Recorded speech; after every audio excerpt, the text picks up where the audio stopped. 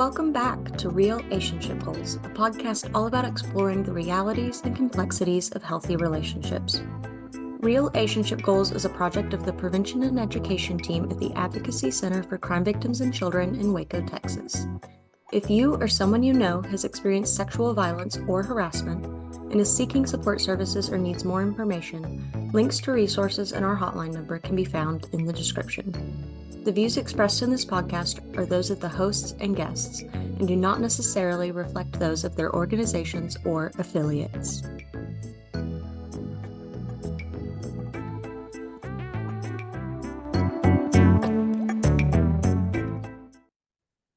Hey everybody, welcome back to another episode of Real-ationship Goals, Season 7, Episode 3. We're so glad that you're here. I'm Kyla, and I use she, her pronouns.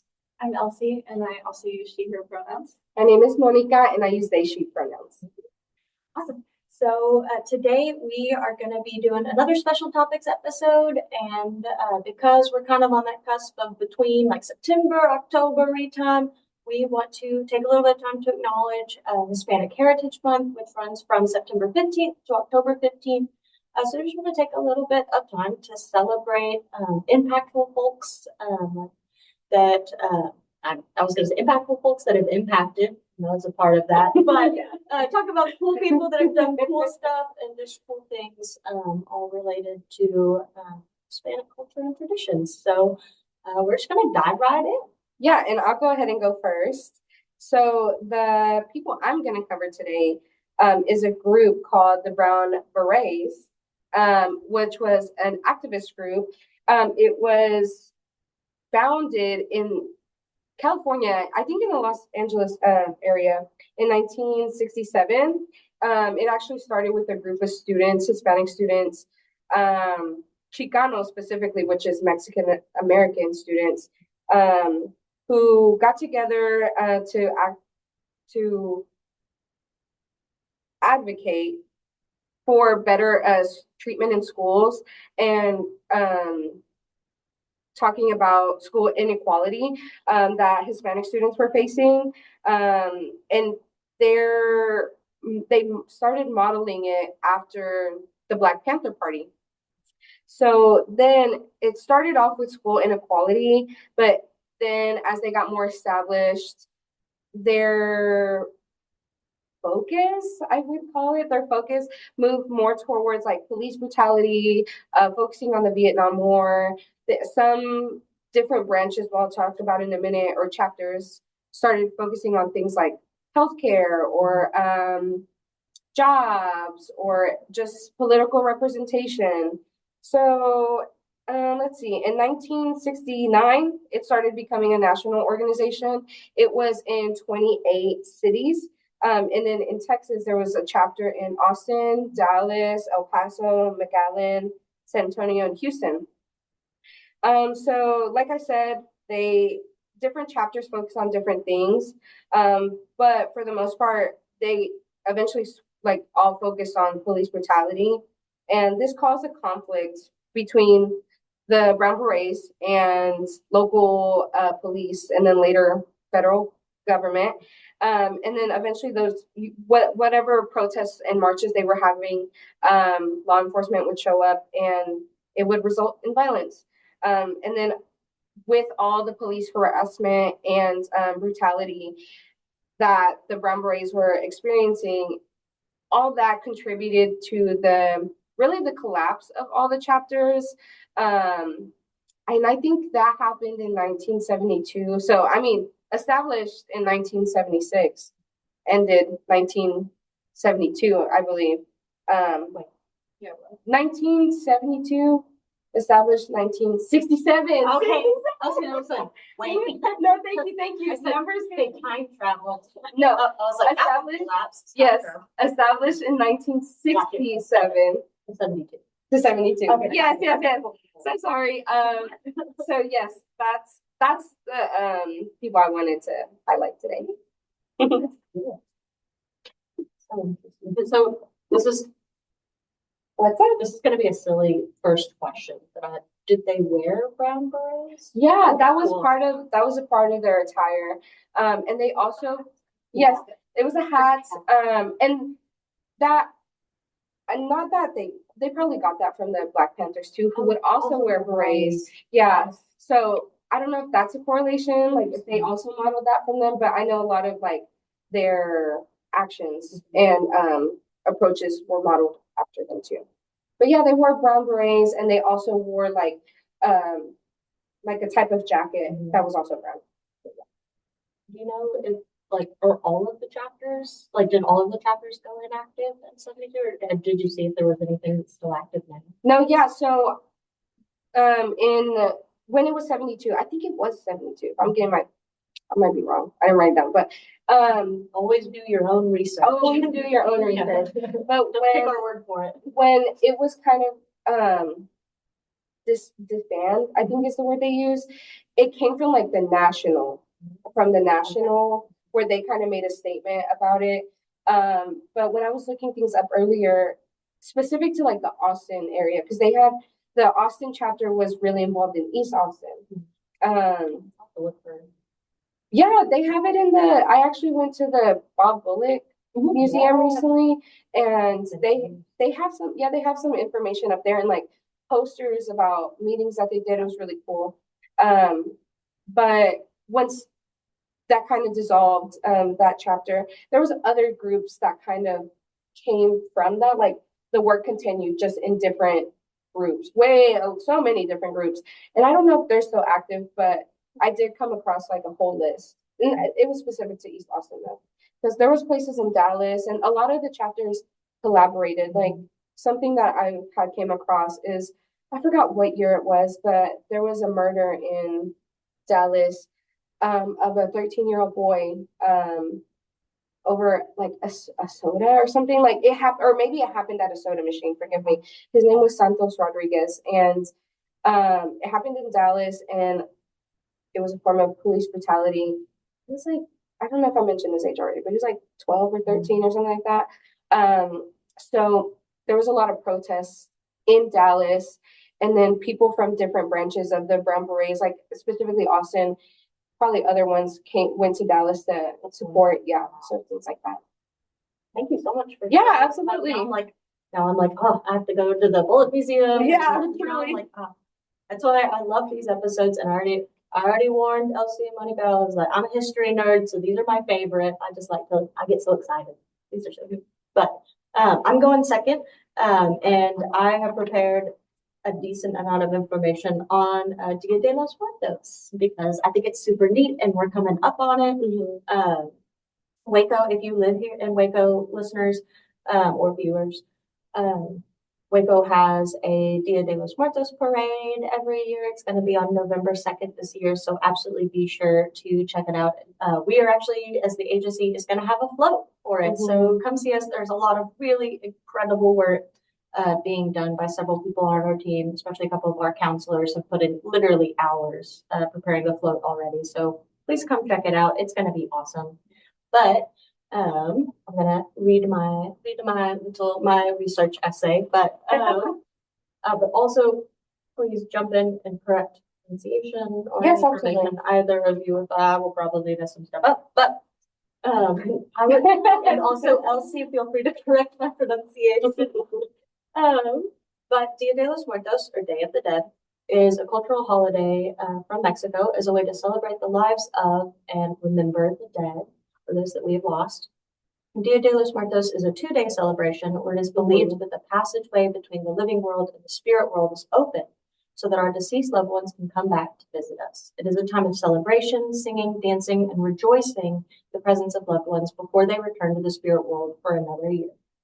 The Day of the Dead is held on November 1st and 2nd. November 1st is kind of regarded as the day that the children who have passed away come back to visit and celebrate as Angelitos. And on the second day, November 2nd, the adults who have passed join them in visiting. Families prepare for weeks in advance, creating altars, decorating burial sites, and cooking specific Dia de los Muertos food, including the favorite food and drinks of the loved ones they are hoping to have visit. The holiday itself, Dia de los Muertos, originated from the blending of Spanish culture from Spanish colonization and indigenous Mexican and Aztec culture. It's a mixture of an Aztec festival dedicated to a specific goddess whose name I did not include because I knew I would not even begin to be able to say it correctly. But a specific Aztec goddess who is known as the Lady of the Dead. I thought was really neat. So it's a blend of that festival for her and Catholic influence. That particular Aztec goddess is said to watch over the bones of the dead and swallow the stars during the day. The Catholic Church rejected the Aztecs' beliefs and turned the festival into All Saints' Day and All Souls' Day, making the festival into 2 days to fall into the Catholic calendar. The people of Mexico has since transformed the holiday into a truly unique holiday that is honored every year. Today's customs and traditions for Dia de los Muertos have morphed and changed throughout the years to become the holiday that it is now. Flowers, altars, food, music are all deeply important parts of the holiday. At night, families gather together in the cemeteries to light candles and place flowers and offerings to their lost loved ones. There's festival music and celebrating, and I noted that this is not a traditional American or Western funeral. There's no crying or grieving. Yeah. It is a time to honor the deceased who have been brought back to celebrate life and to enjoy all human things again. So I always appreciate that part. I think it's always just really neat. Some particular parts of the Dia de los Muertos holiday that I wanted to include, so different symbols and different integral parts of it include altars or ofrendas, usually consist of water, loved one's favorite food or drinks, flowers, bread, and other things to celebrate that specific person's life. And I think I remember reading that it's kind of similar from there used to be, and I could be corrected on this, like they would leave offerings of like water and bread for the deceased person's travel into the spirit world, and then now it's kind of morphed into like you leave these things at the burial site, but you also build the ofrenda like in your home, like around like an altar and ofrenda there with photos of those that have been lost. Marigolds also play a really big role. They're placed on altars and burial sites to guide the spirits back because they are so bright and because they have such a strong smell as well. And they're just very beautiful. And then there's skulls also play a really big role. And I said these are not your Halloween spooky decorations. They're decorated with colorful paint and glitter and beads, and they have very big smiles. Sugar skull. And then this one I talked about. I've written about some of these things in a post that we've done before, but I always think this was really cool. It's La Catrina. Which is kind of where the prominence of skulls and skeletons started at the beginning of the 19th century from a cartoonist and social activist, Jose Guadalupe Posada, drew La Catrina to protest the Mexican people's desire to look more European. But since then, she's become one of the biggest symbols for Dia de los Muertos, and people paint their faces with like skulls and flowers and things like that. And I got to I've seen like a picture of her. I think Maria's also talked about her on one of our podcast episodes previously too. And then there's, and I'm probably going to say this wrong, but the papel picado, which is just like perforated paper. Is what the translation for in English is. But it's derived, I thought this was neat, derived from the Aztec tradition of carving spirit figures on wood. So that's cool. And they're usually, the papers themselves are usually strung either on altars or in the streets. And that's something that I never realized what it was. Like it's something that I've seen a lot, like pictures of. And I remember the first time I read it, I was like, oh my gosh, like that's what that is. So that's really neat. So I'm trying to think of kind of a way to explain it to folks that have never really seen it. Like it's almost like the way I've seen it. It's like a banner.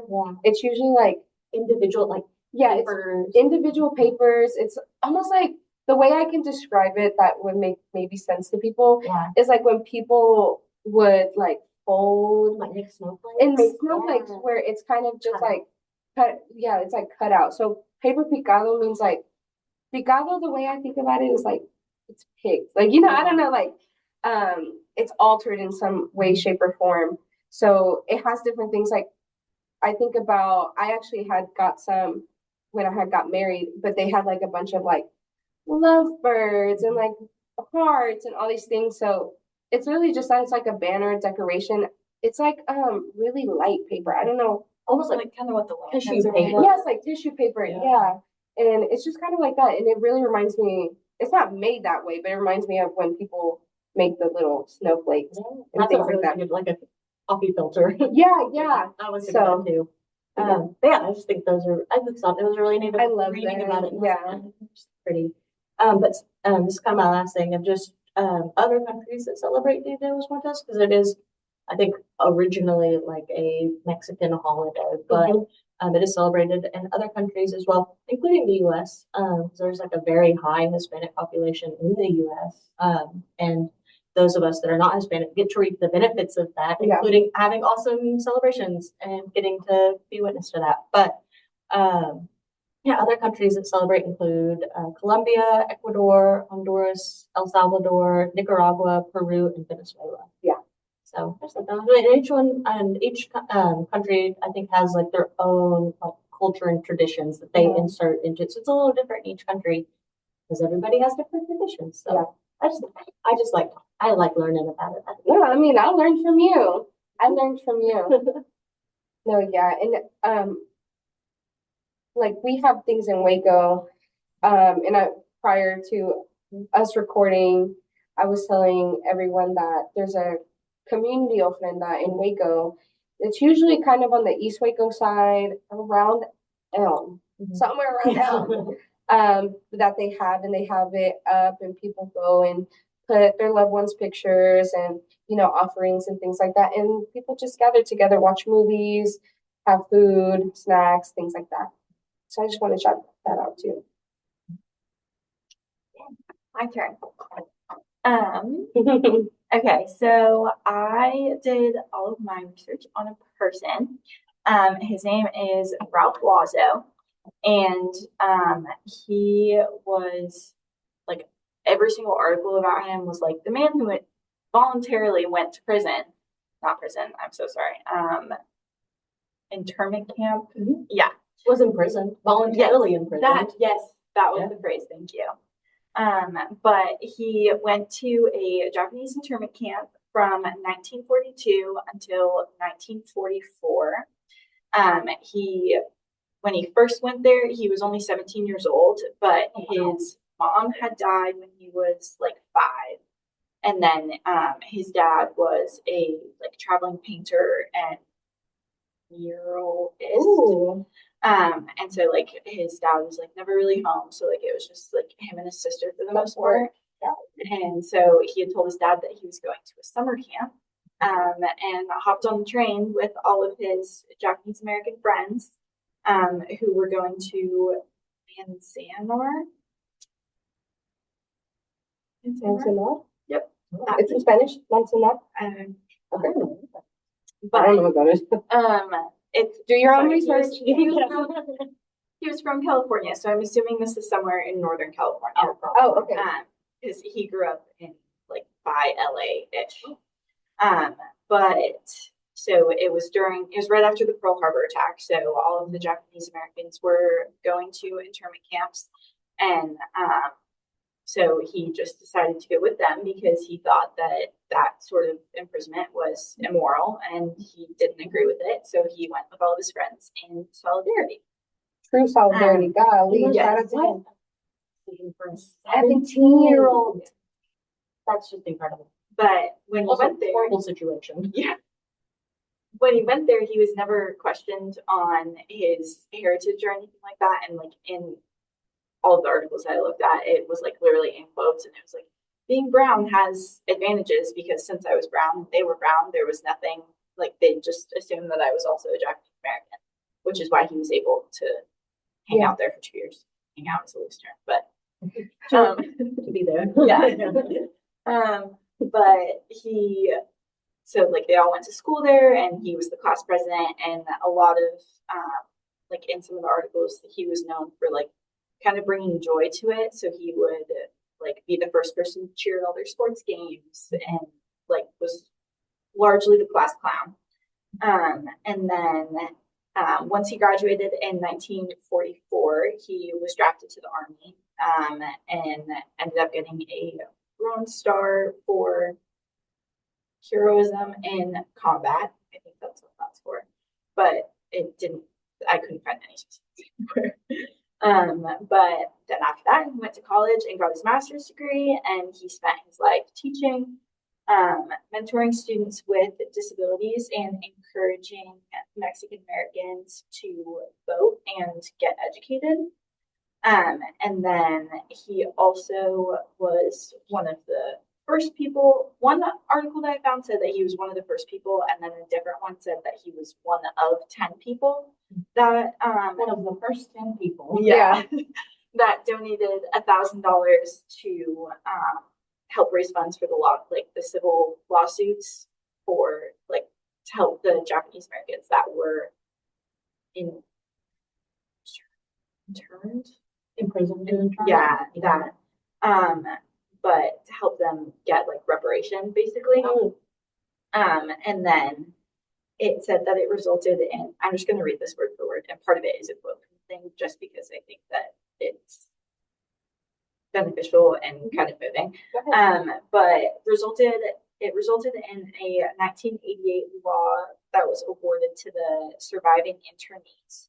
So they each got $20,000 as an apology from President Bush, saying that the internment camps were founded on race prejudice, war hysteria, and a failure of political leadership, which I really liked. And then, so basically he did that for the rest of his life, and then he died of liver disease in 1992. But if you're interested in learning more about it, there is a movie called Stand Up for Justice, the Ralph Waldo story, which now I want to watch it. Oh, yeah. No, Yeah. truly. Oh, Okay, not this suggestion. yeah. Wow. What man, you always I'm hope still to, stuck on 17. I know, I'm like, you always hope to really, I know. I always, one of my big things that I've started saying more is say it with your chest. It's like, if you're going to say something, say it with your whole chest. And it's and then put your actions behind it. Yeah. It's always here at 25, I'm like, I still hope to have my actions line up with my words. Oh, with yeah. my beliefs. Mhm. And I'm just, is really the Yeah. And one of the articles, it was about his obituary. And one of his friends that he was in the internment camp with, came out and was talking about basically how the entirety of the country was against them because of the attack on Pearl Harbor. And just having Ralph there made everybody be nope, not everybody. And so it kind of was able to give them more hope in that situation than they would have had previously. So I thought that was cool too. I feel like it really also speaks to how frequently you see other minority groups really being present for one another. Yeah, I was going to say today's a big episode on solidarity. Yeah. Golly. I was going to ask, and please, if you don't know, it's okay. But do you know if he acted alone, if he went, like anybody else would? Yeah, with who was not that. Japanese American? So he was the only. Okay, so those who were married to Japanese Americans, they went with them, but he was the only non-spouse, non-family member that was not of Japanese American heritage. And this is just another example of one person can do so much. Yeah. Golly. Impact so many. Yeah, it impacts so many people. Wow. Thank you so much for. No, yes, thank you. I love learning about. Yeah, there's so many people that you just wouldn't know about. This is a good history lesson today and a huge lesson on solidarity. Yay! So present. Just say it with your chest. Truly. Put your actions behind it. Just incredible. But any other final thoughts just on anything? I was gonna say something about Dia de los Muertos that I just remembered. Yeah. But I love that you mentioned how it's not a typical Western American funeral, and really stepping into celebrating Dia de los Muertos in the last few years for me and my family and making our own ofrendas and things like that, and visiting others.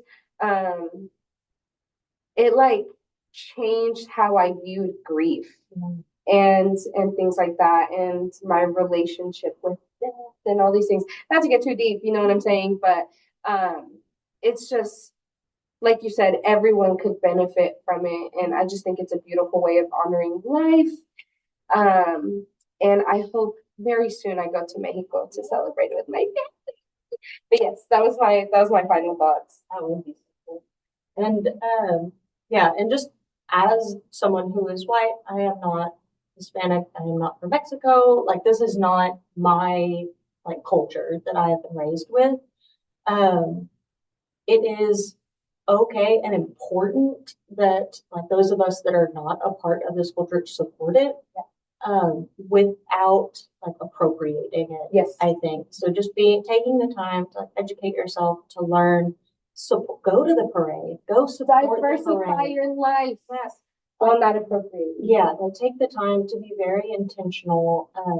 But at the same time, like I want to encourage y'all to like step outside of what you know. Absolutely. Step outside of what you know right now. Step outside of your own culture, out of your own traditions, and take some time to like really to get involved and to, like I said, go to the parade, visit the community ofrenda, and Eat different food. Yeah, eat different food. That's so big. Yeah, listen to different music. Like there's just so many different ways. Like do your own research, do more research, read more books, read more articles, watch more videos, listen to folks who this culture belongs to. Yeah. Listen to them share their stories and their experiences, and celebrate with them.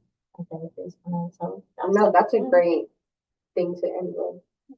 So we'll leave you with that for now. But in the meantime, thank you so much for joining us once again. We will be back in 2 weeks now with another episode with another one of our special community guests. But in the meantime, if you are just wanting more prevention content, understandable, you can catch us on Instagram at ACCVC_prevention. Or if you just want to know more about what the Advocacy Center is up to, you can follow us on Instagram or Facebook at Advocacy Waco. But we'll see you later. Bye.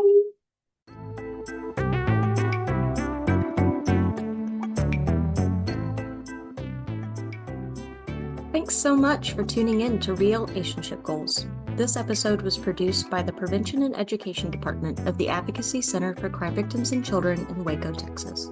Interested in more content from P&E or the Advocacy Center? You can follow us on Instagram at ACCVC_prevention or on Instagram and Facebook at Advocacy Waco. Be sure to like this episode and follow us wherever you get your podcasts. See you next time. Bye.